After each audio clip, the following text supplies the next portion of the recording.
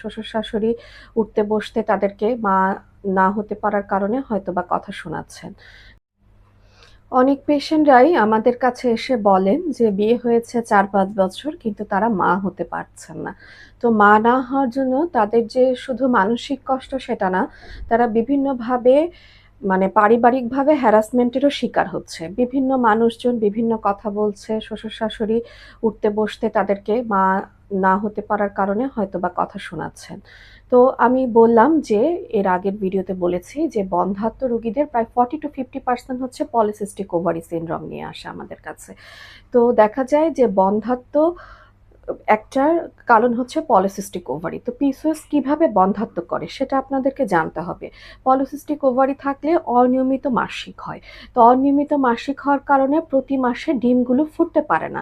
এই ডিমগুলো ফুটতে না পারার কারণে এই ডিমগুলো ওভারির চারদিকে ছোট ছোট সিস্টের মতো থাকে এবং এটা অ্যানোভুলেটরি সাইকেল তৈরি করে। মানে আপনার হয়তোবা ২-৩ মাস পরে মাসিক হচ্ছে কিন্তু সেটা ওভুলেশনের জন্য না। এটা অ্যানোভুলেটরি সাইকেল মানে ওভুলেশন ছাড়াই হয়তোবা তার ২-২.৫ মাস পর পর সাইকেল হচ্ছে। এই কারণে আপনার বন্ধ্যাত্ব হচ্ছে এবং সাথে কিছু শরীরে হরমোনাল চেঞ্জ হচ্ছে যেগুলো বন্ধ্যাত্বের জন্য দায়ী।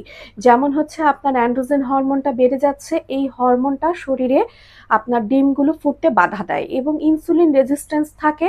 ইনসুলিন হরমোনটা শরীরে ঠিকমতো কাজ করতে পারে না, এই জন্য আপনার ওজনের আধিক্য থাকে এবং ওজনের আধিক্য থাকলেও আপনার ডিমটা ঠিকমতো ফুটতে পারবে না। টোটাল এক কথায় বলতে গেলে অ্যানোভুলেটরি সাইকেল থাকে। আর তার চেয়ে আরেকটা সমস্যা পিসিওএস এর সাথে কমনলি দেখা যায় সেটা হচ্ছে থাইরয়েড হরমোন এবং প্রোল্যাক্টিন হরমোনের সমস্যা। অনেকেরই পিসিওএস এর সাথে হাইপোথাইরয়েডিজম এবং হাইপারপ্রোল্যাক্টিনেমিয়া থাকে। মানে হচ্ছে আপনার থাইরয়েড হরমোনটা আপনার শরীরে কমে যায় এবং ফিডব্যাক মেকানিজমে টিএসএইচ এই হরমোনটা বেড়ে যায় এবং সাথে প্রোল্যাক্টিন হরমোনটাও শরীরে বেড়ে যায়। এসব হরমোনও আমাদের নিয়মিত মাসিক এবং ডিম ফুটতে বাধা দেয়। তাহলে আপনার যদি পিসিওএস থাকে এবং সাথে যদি ইনফার্টিলিটি থাকে আপনি মা হওয়ার স্বপ্ন পূরণে অবশ্যই বিশেষজ্ঞ ডাক্তারের পরামর্শ নেবেন।